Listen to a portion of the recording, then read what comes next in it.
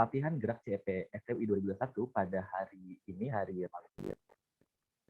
hari Rabu bersama saya Asep Sunandar. Tema pada hari ini akan membahas mengenai pengenalan tentang SEO. Sebelum masuk ke pembahasannya, kita sama-sama saksikan terlebih dahulu dari video CEP FTUI. Boleh mungkin dipersilakan bantu ditayangkan untuk videonya. Bagaimana sih cara mengetahui potensi dalam diri kamu? Jadi, kamu tahu bakat apa sih yang kamu bisa kembangkan? Yang pertama, ukur tingkat kemampuan kamu. Yang kedua, buat jadwal belajarmu. Yang ketiga, pilih pelatihan online yang terbaik. Keempat, evaluasi. Yuk, kamu bisa ikut pelatihannya di LPK CPF TUI. Cek pelatihannya hanya di website lpkcpftui.com.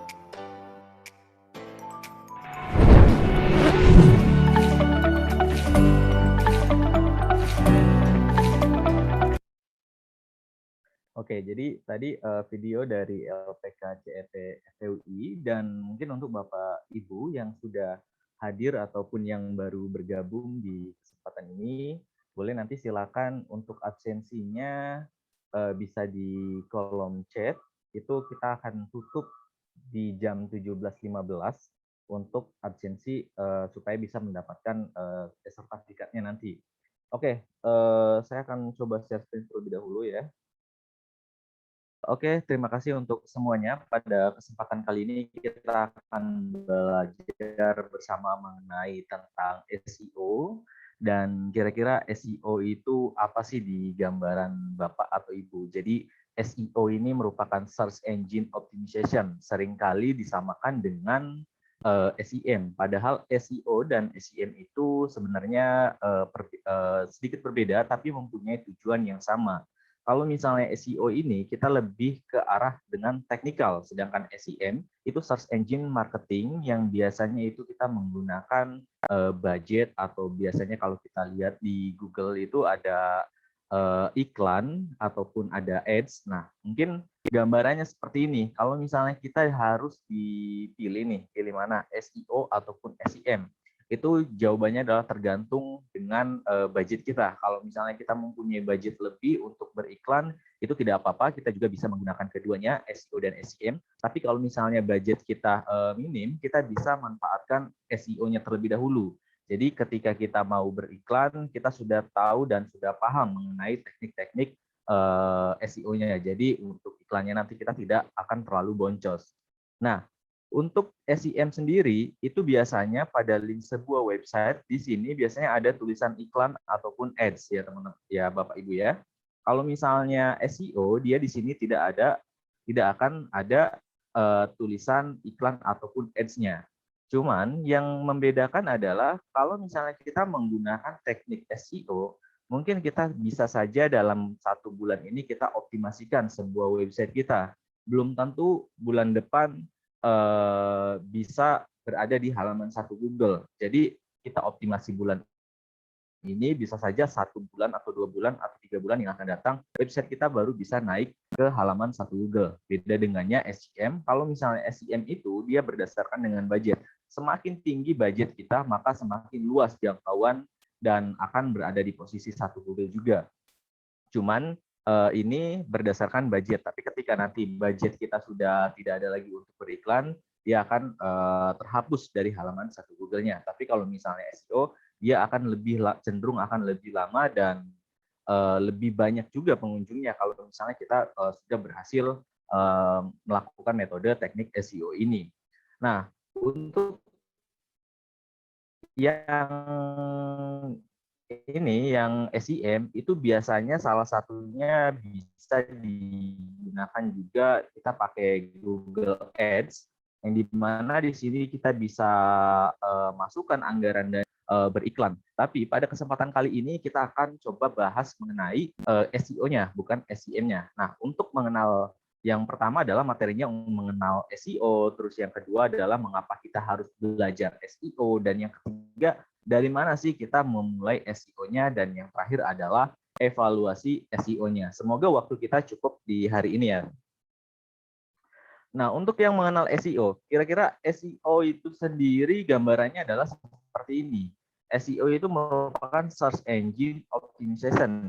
Jadi, yang dimana tindakan terhadap suatu website yang dioptimalkan supaya website yang punya kita itu bisa berada di halaman satu Google dan berada di baris atas. Itu tujuan dari utamanya. Karena semakin di atas halaman website kita, maka di situ banyak akan lebih banyak pengunjung dibandingkan halaman website kita ada di halaman kedua atau halaman ketiga. Karena kan tujuannya kita membuat sebuah website itu supaya ada yang mengunjungi dan banyak mengunjungi kan. Semakin banyak pengunjungnya, nanti semakin banyak juga transaksi dan closingnya di situ. Terus kemudian yang perlu kita harus tahu dari mana kita memulai SEO. Jadi kita di sini harus mengenal dulu jenis dari SEO-nya. Nah, untuk SEO itu terbagi menjadi dua jenis, yaitu yang pertama adalah SEO on page atau keyword-nya, yang kedua adalah SEO off page atau referensi. Di sini kalau misalnya SEO on page itu berarti dilakukan tekniknya itu dari dalam websitenya. Tapi kalau misalnya off page itu dari luar websitenya. Contohnya dari SEO off page, dari on page, ini bisa dari konten yang bermanfaat, navigasi websitenya mudah dimengerti juga, terus usernya betah berlama-lama, bisa websitenya responsif, mobile friendly, user friendly, terus websitenya juga selain mudah dimengerti oleh user, bisa dapat mudah juga dimengerti oleh Google, karena di situ Google akan melihat codingan-codingan yang telah diupload apakah sesuai ataukah berantakan gitu. Terus kalau misalnya dari SEO off page itu kita bisa ambil dari backlink yang berkualitas dan rekomendasi dari sosial medianya. Nah, di sini adalah SEO off page dulu yang akan kita bahas. Di sini kita ambil dari rekomendasi sosial media yang sebelah kiri saya, dan di sebelah kanan saya adalah backlink yang berkualitas, dan yang di tengah-tengah ini adalah misalnya website kita. Nah, ketika website kita mempunyai total anggota atau total user 30.000 user, di mana kita harus selektif juga dalam memilih backlink yang berkualitas. Karena tidak seperti dulu. Kalau misalnya dulu itu kita semakin banyak menanamkan backlink di situ, maka akan semakin tinggi juga traffic untuk website kita dikunjungin. Tapi kalau sekarang sudah berbeda, karena ketentuan Google itu selalu diupdate setiap tahunnya. Nah, misalnya contoh dari rekomendasi sosial media. Ketika kita mempunyai website yang berhubungan mengenai makanan misalnya, atau kuliner, di sini kita akan nge-share sebuah konten di sosial media forum 1, yaitu sosial media forum 1, total anggotanya adalah 200.000. Sedangkan total klik atau redirect ke website kita hanya 150. Jadi dari 200.000 ke 150 itu sangat jomplang sekali. Berarti mungkin di sini ada kesalahan. Apakah sosial media forum 1 ini tidak kompeten dengan website kita? Mungkin website kita membahas dengan kuliner, tapi di website forum 1 membahas mengenai olahraga gitu. Jadi tidak nyambung. Jadi kita harus mengabaikan ketika kita mau mengirim konten ke forum-forum yang tidak relevan dengan website kita. Terus kemudian forum sosial media 2 di sini adalah total anggotanya 20.000 dan sedangkan total kliknya adalah 6.000. Sebagai contoh, ini merupakan yang direkomendasikan karena ada kemungkinan di sini dari sosial media forum 2 dengan website kita itu pembahasannya sama. Jadi kita bisa saja mengirimkan sebuah konten ataupun sebuah artikel yang tujuannya untuk meredirect ke dalam website kita. Misalnya kita membuat konten mengenai menu-menu untuk sebuah masakan misalnya. Tapi untuk tutorialnya nanti dan untuk lebih lanjutnya nanti itu bisa nge-redirect ke website kita. Jadi yang penasaran nanti, user-user yang penasaran maka akan nge-redirect ke website kita. Terus untuk yang forum 3, forumnya masih sepi, ada baiknya kita abaikan saja. Jadi kita cukup pilih forum-forum yang memang ramai dan sesuai dengan website kita. Begitu juga dengan backlink yang berkualitas. Maksudnya di sini adalah backlink yang berkualitas, karena dulu itu ada yang namanya comment backlink, tapi karena banyak yang menyalahgunakan, maka comment backlink sekarang sudah tidak dianjurkan lagi. Nah, untuk backlink yang berkualitas juga sama. Misalnya kita masuk nih di dalam sebuah grup yang isinya adalah komunitas-komunitas SEO. Di situ kita mempunyai kenalan dan rekanan-rekanan kita di dalam di dalam forum SEO tersebut atau di grup SEO tersebut. Di situ kita berkenalan. Terus kemudian setelah kita berkenalan dengan mereka, mereka ada yang mempunyai website ini, ada yang mempunyai website itu, banyak sekali macam-macamnya. Ketika kita mempunyai kenalan yang websitenya adalah sejenis, di sini misalnya mengenai kuliner juga, tapi di sini juga mengenai kuliner, itu sebenarnya tidak masalah. Nanti kita meminta untuk menanamkan backlink di pada website partner 01 ini, karena total anggotanya adalah lebih banyak dari total anggota punya kita. Kemungkinan besar total kliknya juga akan lebih banyak. Tapi kalau misalnya kita tetap menanamkan backlinknya misalnya ke yang bukan sesuai dengan tema pembahasan website kita, maka di sini total kliknya nanti akan cenderung lebih kecil dibandingkan total klik yang pada partner 1. Karena di sini mungkin mengenai olahraga, di sini mengenai kuliner gitu. Terus yang nomor 3, ada baiknya bukan website partner 3 yang memberikan link backlink kepada yang menanamkan link backlink kita, tapi melainkan di sini kita kerjasama dengan grup-grup ini, dengan orang-orang yang ada di dalam grup ini. Jadi partner 1 akan merekomendasikan backlink kita, akan menanamkan backlink kita, dan website partner 3 akan kita rekomendasikan di website kita. Jadi di situ akan kita saling bantu. Kalau misalnya mau lebih didetailkan lagi, itu nanti akan ada yang namanya hierarki backlink, ada yang namanya metrik backlink, dan lain-lain sebagainya. Tapi ini hanya sebagian gambaran kecilnya saja. Terus kemudian yang kedua adalah, yang selanjutnya adalah comment backlink. Nah, kenapa comment backlink itu sekarang tidak diperbolehkan lagi? Karena sebagian besar sekarang comment backlink itu disalahgunakan. Misalnya di sini kontennya membahas mengenai apa, terus kemudian kita masukkan linknya di sini kan, nama website kita, terus link website kita dimasukkan, terus kontennya mengenai apa. Kadang orang itu hanya mengisi komennya hanya cuman ASD atau yang penting kadang tidak diisi ininya komennya, yang penting dia memasukkan link di sini. Tapi karena ini sudah banyak yang melakukan spam link backlink, maka di sini tidak dianjurkan lagi oleh Google untuk menanamkan komen backlink di situs-situs komen backlink. Jadi ketika kita mau menanamkan backlink, kita harus pilih-pilih terlebih dahulu. Jangan sampai kita tanamkan backlink kita di sembarang tempat, yang ada nanti kita bisa kena penalti. Kalau misalnya kita sudah kena penalti, nanti kita harus melakukan satu backlink, yang dimana kita harus menghapus semua backlink yang sudah kita tanamkan. Kan itu percuma kita sudah masukkan backlink banyak-banyak, ada yang bagus, ada yang jelek, tapi kita harus hapus dulu semuanya, harus bersihkan dulu, terus baru kita nanamkan backlink lagi. Itu sangat membuang waktu banget. Jadi kalau misalnya ada jasa nih biasanya untuk backlink, itu kita harus selidikin terlebih dahulu. Makanya sebelum itu kita harus setidaknya dari dasar SEO-nya itu sendiri kita harus paham terlebih dahulu. Terus selanjutnya adalah SEO on page. Dari SEO on page misalnya dari konten yang bermanfaat. Di sini sebenarnya simpelnya adalah seperti ini. User akan mencari jawaban di Google. User akan bertanya ke Google.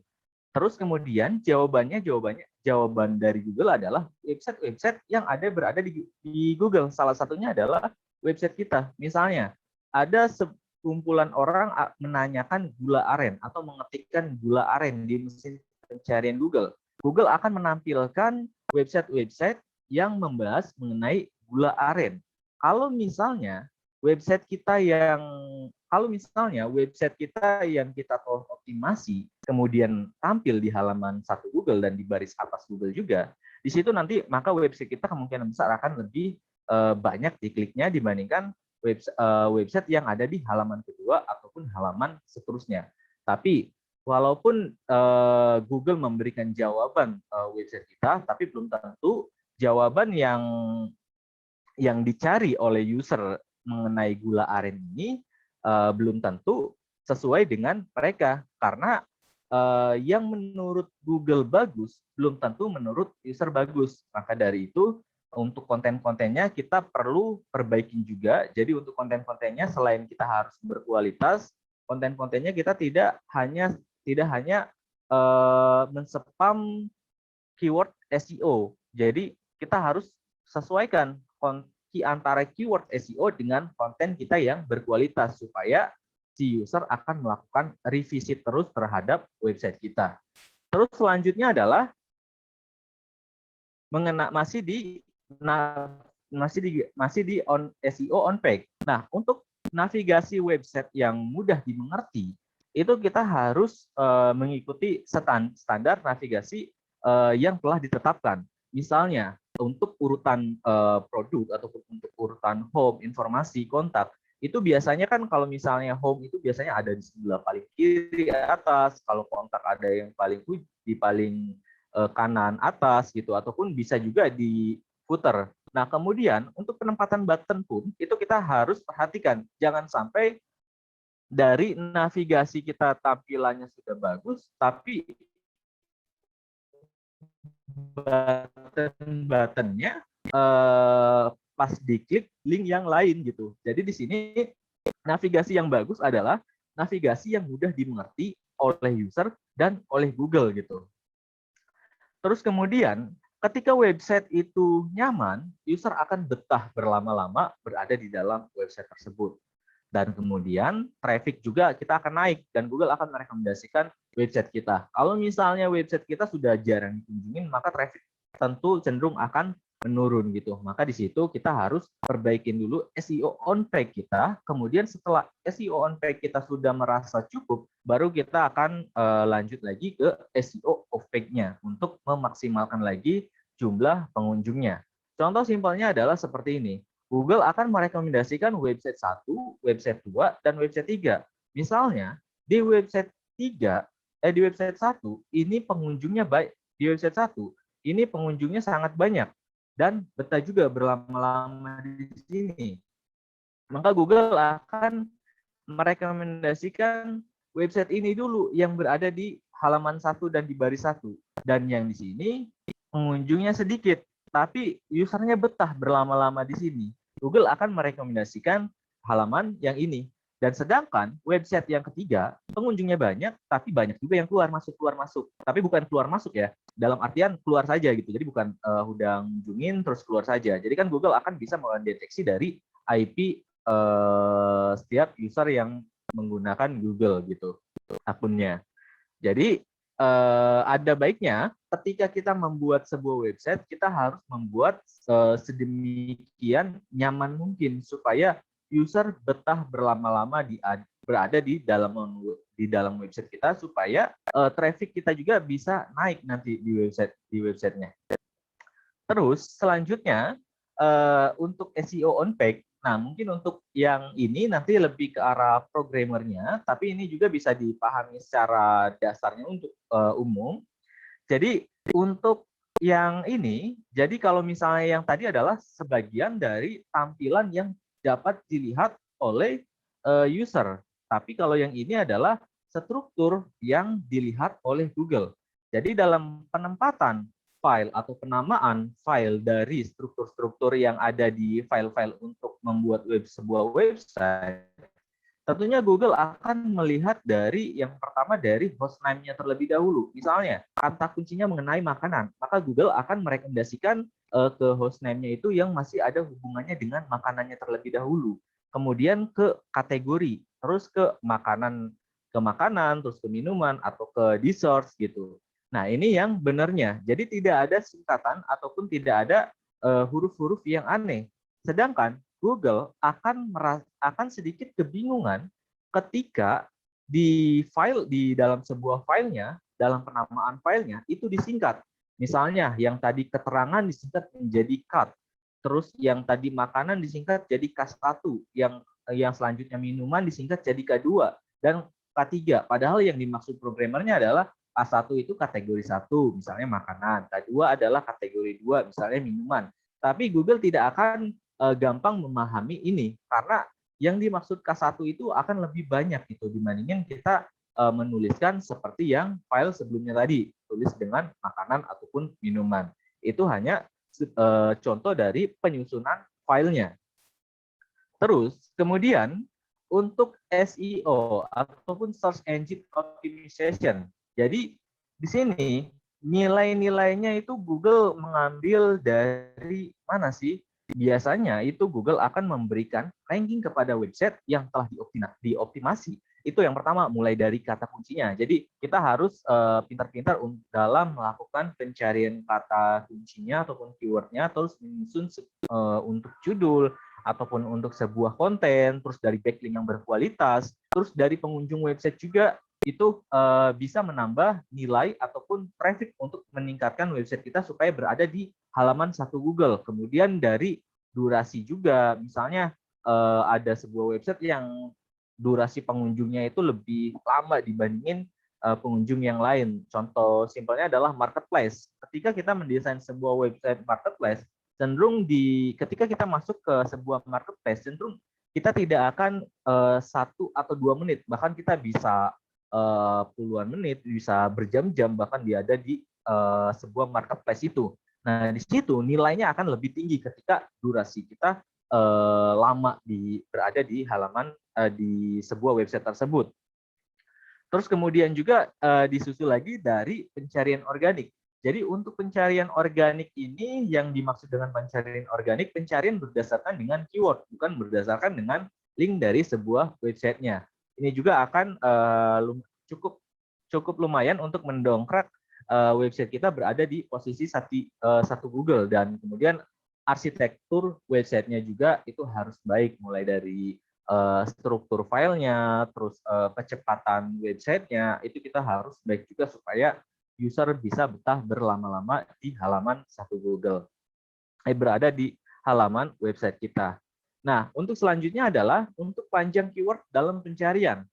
Nah, ada yang 1 keyword, ada yang 3 keyword, ada yang 5 keyword, dan ada bahkan yang 1 paragraf. Misalnya, untuk semakin kecil keyword yang dimasukkan di dalam pencarian Google dan kemudian website kita ketemu oleh user tersebut, itu maka nilai yang akan kita dapatkan itu akan lebih tinggi dibandingkan kita memasukkan 1 paragraf ke dalam Google, tapi nilainya akan semakin kecil. Tapi di sini adalah keuntungannya, ketika kita memasukkan keyword yang panjang, cenderung akan gampang menemukan website tersebut. Tapi kalau misalnya kita hanya 1 keyword saja atau keywordnya tidak terlalu panjang, itu akan lebih susah menemukan website tersebut. Terus kemudian di sini selanjutnya adalah mengapa kita harus belajar SEO. Nah, karena di sini untuk SEO sendiri semakin tahun itu semakin sangat dibutuhkan karena semuanya sekarang sudah era digital. Tujuannya kan kalau misalnya seorang belajar SEO atau biasanya dia ingin menjadi seorang SEO ataupun dia mempunyai sebuah website yang ingin sekali dikunjungin. Kalau misalnya kita membuat sebuah website, tentunya kan website kita ingin dikunjungin lebih banyak dari website-website yang lain gitu. Karena kan semakin besar pengunjungnya, di situ kan otomatis semakin besar transaksi juga dan semakin besar juga peluang untuk closing-nya. Terus kemudian selanjutnya adalah website yang bagus tidak masuk ke halaman pencarian Google. Nah, di sini kita harus bertanya dulu, bagusnya seperti apa? Apakah bagus hanya desainnya saja? Apakah bagus menurut siapa? Karena di mata user dan di mata Google, itu SEO itu berbeda, bagusnya itu berbeda. Di sini, misalnya, apakah yang dimaksud sudah bagus itu apakah sudah dipastikan terlihat bagus oleh user dan Google? Terus kemudian, apakah sudah sesuai dengan keinginan user dan Google juga? Terus apakah keyword yang kita targetkan itu sudah sesuai? Terus apakah konten SEO-nya itu sudah user friendly? Kalau misalnya belum, berarti itu baru bagus hanya baru dari diri kita sendiri. Jadi nanti kita sebenarnya bisa juga cek nanti untuk untuk website kita itu nilainya berapa sih gitu, atau misalnya untuk, website, Bapak Ibu atau instansi Bapak Ibu itu kita bisa lihat juga nilainya berapa sih, nilai SEO-nya kira-kira apa sih yang harus, ditingkatkan lagi gitu. Itu nanti di akhir saya akan kasih tahu untuk cara mengeceknya. Terus yang kedua, yang selanjutnya adalah fakta. Karena mulai sekarang, semakin semakin lama itu pengembangan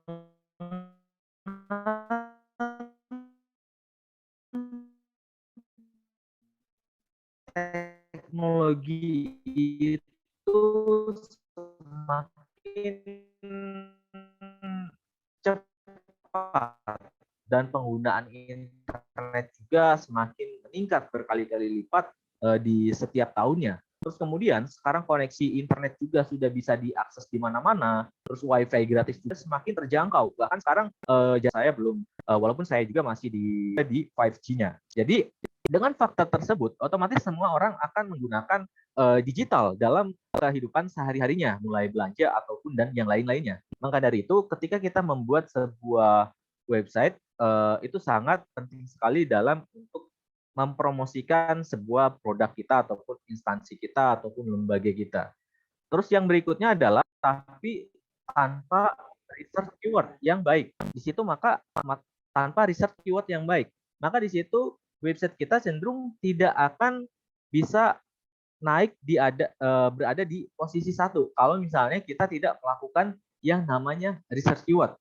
Nah, untuk di sini tools-tools yang bisa kita gunakan dalam research keyword ataupun, dalam melihat data-data tahun lalu, kira-kira apa saja yang sedang populer untuk bisa kita jadikan, konten atau untuk bisa kita ataupun artikel terhadap website kita. Ini salah satunya adalah Google Suggestion, terus yang kedua adalah Google Keyword Planner, dan yang ketiga adalah Google Trends.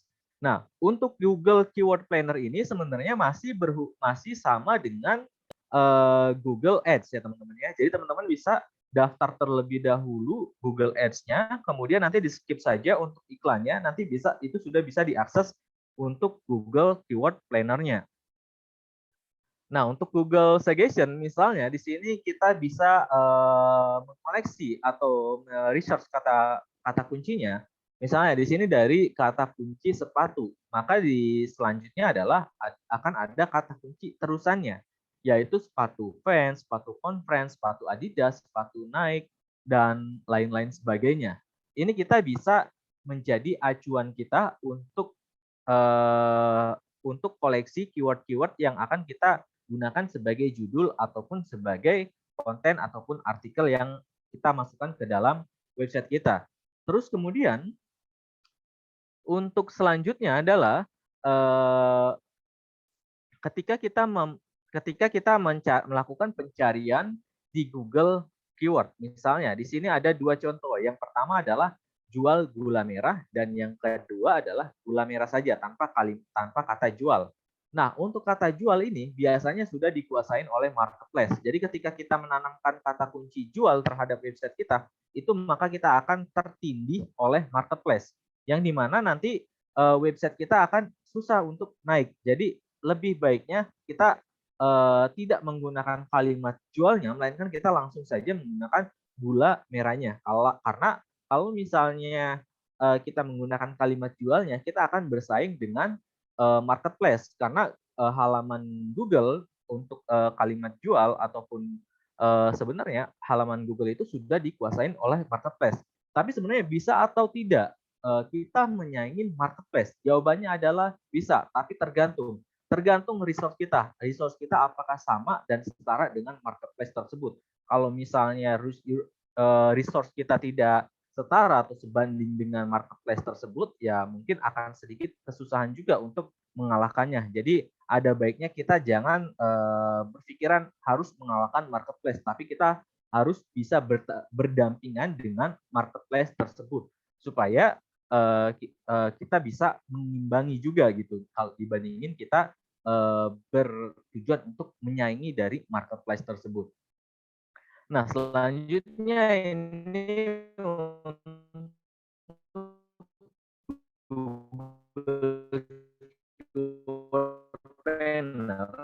Nah, yang enaknya lagi di Google Keyword Planner ini kita bisa melihat juga keyword-keyword yang kompetitor ataupun website yang ingin kita lihat dia menggunakan keyword apa saja keyword planner ini. Kita bisa lihat di Google juga untuk saat ini sih masih gratisnya. Dengar-dengar Google Keyword Planner ini juga nanti bisa menggunakan fitur Google Keyword Planner ini. Nah, kemudian kalau misalnya untuk bukti kita bisa menganalisa dari tahun-tahun sebelumnya, 1 hari, 1 minggu, atau 1 bulan, atau 1 tahun, itu kita bisa melihat trafficnya. Apakah traffic pencariannya tinggi ataukah rendah, itu kita bisa lihat. Seperti contoh di gambar berikut ada sepatu pria dan sepatu wanita. Untuk traffic penjualannya naik turunnya kurang lebih sama stabilnya. Tapi kalau dari jumlah kuantitinya itu lebih banyak sepatu wanita. Jadi ini juga bisa diganti misalnya menjadi produk-produk yang lainnya juga dan bisa kita bandingkan menjadi beberapa produk. Nanti tinggal ditambah saja di sini. Nah, dalam Google Trends ini juga penggunaannya cukup mudah. Kita tinggal ketikkan saja Google Trends, nanti kita bisa langsung akses tanpa adanya daftar-daftar lagi. Oke, selanjutnya adalah bagaimana cara mengisi artikel yang mengandung kata kunci. Nah, setelah kita tadi sudah melakukan kata kuncinya, itu kita bisa tulis menjadi sebuah judul ataupun deskripsi untuk produk kita ataupun untuk artikel kita. Ini juga kita bisa terapkan di sosial media, misalnya di Instagram, Facebook, ataupun di YouTube. Karena kan selain foto ataupun video yang kita upload, di situ perlu juga yang namanya deskripsi. Makanya deskripsi itu kalau bisa kita jangan males-malesan untuk mengisi deskripsi kita. Karena deskripsi itu sangat penting juga. Selain hashtag, deskripsi itu sangat penting juga untuk meningkatkan pencarian di mesin pencarian di sosial media ataupun di mesin pencarian Google. Kemudian ketika ini perbedaannya adalah copywriter biasa dengan teknik copywriter SEO ketika sudah menjadi konten, yang membedakan adalah kalau misalnya copywriter biasa itu kita menulis seperti biasanya, tapi ketika menggunakan sebuah teknik SEO kita harus menyisipkan keyword-keyword yang sudah kita riset sebelumnya. Nah, kemudian dari mana sih mulai belajar SEO? Nah, kalau misalnya untuk mulai belajar SEO ini kita bisa mulai dari dasarnya terlebih dahulu, nanti kemudian cepat atau lambat nanti tanpa kita sadarin kita akan mulai memahami juga yang lainnya. Karena kalau misalnya kita mau belajar SEO, itu kita tidak bisa hanya membaca saja, hanya mendengar saja, karena kita harus benar langsung mempraktekkan. Jadi mulai dari konsep dasar SEO-nya, terus optimasi kecepatan websitenya, optimasi website agar mobile friendly, mulai research word-nya, itu kita harus terjun langsung. Kita tidak bisa hanya membaca saja, kita harus melakukannya juga gitu. Kita harus mencobanya supaya bisa. Karena kalau misalnya mau belajar SEO, itu kita harus benar-benar mencobanya supaya tahu nanti bisa membuktikannya juga. Terus kemudian membuat kontennya, on-page SEO-nya bagaimana, technical SEO-nya, off-page SEO-nya, dan link building, dan masih banyak yang lainnya lagi untuk meningkatkan traffic dalam sebuah website kita. Terus untuk evaluasinya, itu tools yang paling mudah adalah kita bisa menggunakan Google Analytics. Jadi dari Google Analytics ini kita bisa tahu pengunjung kita per bulannya berapa, user kita berapa, total user kita dalam sebulan berapa yang nambah, berapa yang kurang, terus secara real time juga yang berkunjung di website kita bisa tahu juga. Misalnya secara real time-nya ini adalah 25. Terus user kita juga bisa lihat, user kita nih sering buka halaman apa saja, apakah halaman home, apakah halaman service kita, apakah halaman profile kita, dan semua halaman yang ada di website kita itu kita bisa lihat dari Google Analytics. Dan enaknya juga di Google Analytics ini, dia selalu ada notifikasi untuk selalu perbaikan ketika nanti ada ketidakstabilan dalam sebuah halaman kita. Jadi di sini kita bisa melihat juga trafficnya seperti apa setiap bulannya, per harinya berapa pengunjungnya, per minggunya berapa pengunjungnya, dan lain sebagainya, masih banyak lagi. Terus kalau misalnya untuk Bapak Ibu sekalian, kalau misalnya kita mau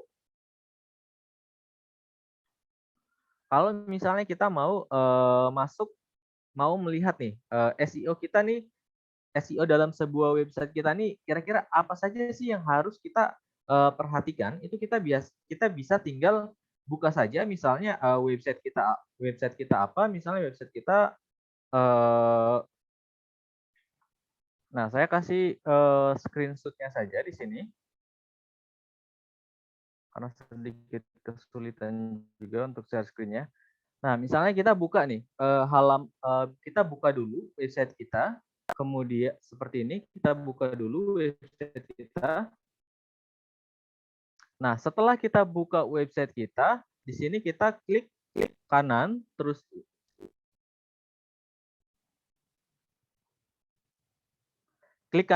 nanti pilih inspect atau Ctrl plus I. Setelah kita pilih inspect element, maka di sini akan muncul tampilan seperti ini.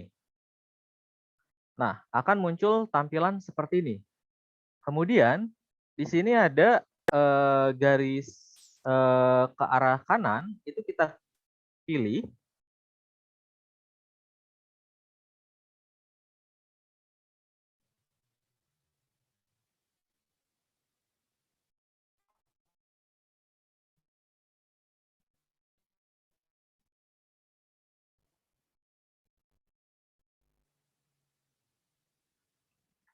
Nah, kita kemudian itu tinggal diklik saja yang Lighthouse itu.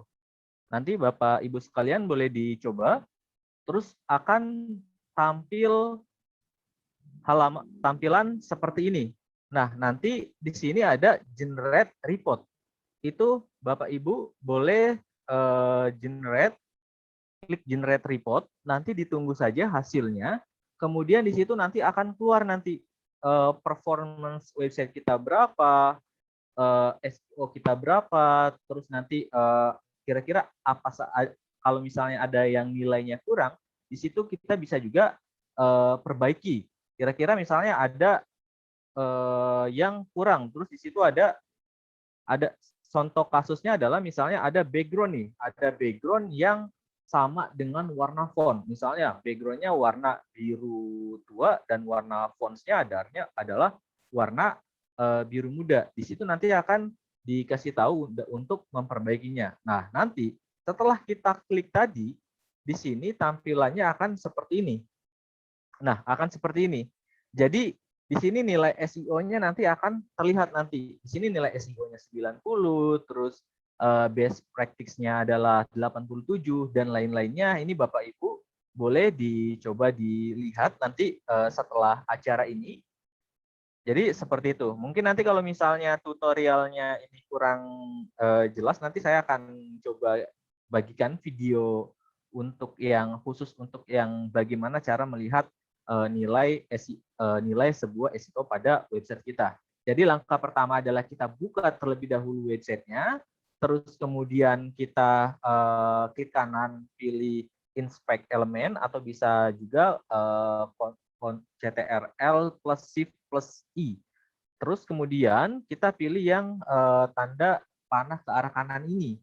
Terus nanti setelah kita pilih itu nanti maka akan muncul Lighthouse.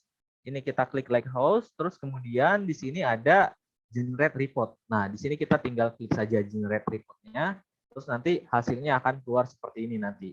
Jadi nilai SEO kita berapa, itu nanti akan keluar. Oke, mungkin cukup sekian materi SEO hari ini karena waktunya juga sudah habis ternyata.